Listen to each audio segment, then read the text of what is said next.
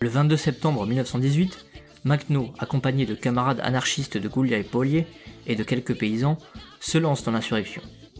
Ils ne sont que 13, avec des chevaux, des fusils et surtout une calèche qu'on appelle une tachanka, sur laquelle est montée une mitrailleuse Maxim.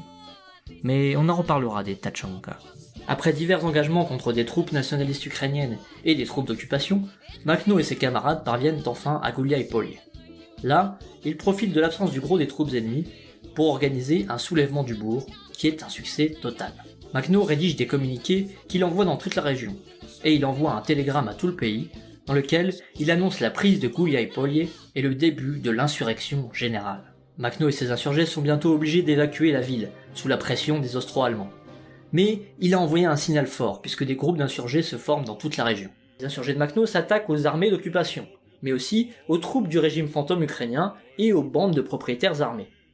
Les soldats du régime et les propriétaires armés capturés sont fusillés pour leurs crimes contre les paysans. Quant aux soldats austro-allemands capturés, ils sont relâchés avec de la nourriture contre la promesse de ne plus s'en prendre à des forces révolutionnaires. Pour les grands propriétaires qui n'ont pas participé à la répression contre les paysans, on ne fait que leur imposer une contribution en nourriture, en argent ou en armes. Une nuit, les insurgés de Makhno sont attaqués par surprise dans la ville de Dibrivka et sont forcés de se replier dans une forêt voisine.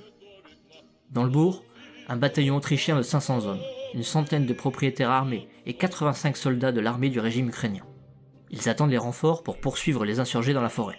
Avec une trentaine d'hommes, Makhno s'infiltre dans le bourg. Sur place, il leur déclare « Ça y est, nous sommes dans les bras de la mort.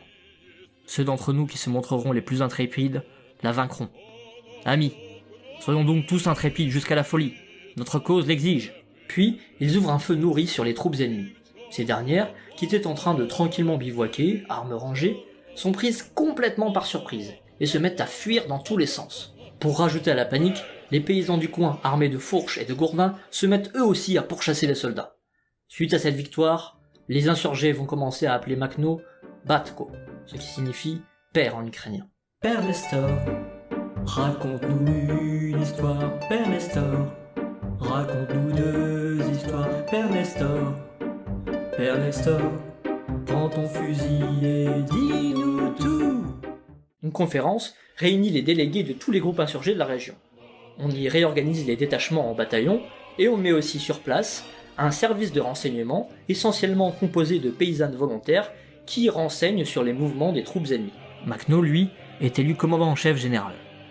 L'armée insurrectionnelle d'Ukraine, plus connue sous le nom de Makhnovtchina, est née. Elle repose sur 3 principes essentiels. Le premier est le volontariat. C'est une armée de volontaires.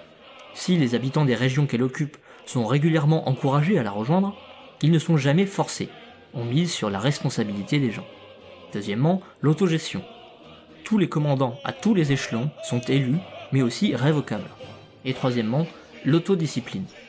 Toutes les règles de l'armée étaient élaborées par des commissions d'insurgés, puis ensuite validées par l'ensemble de l'armée. Au final, l'idée qui ressort de tout ça, c'est que certes, pour fonctionner efficacement, une armée a besoin d'autorité et de discipline. Mais dans cette armée, on met l'accent sur le consentement à cette autorité et à cette discipline. Du coup, les règles étant librement acceptées par chacun, elles sont plus facilement suivies que dans d'autres armées où les règles ont été imposées.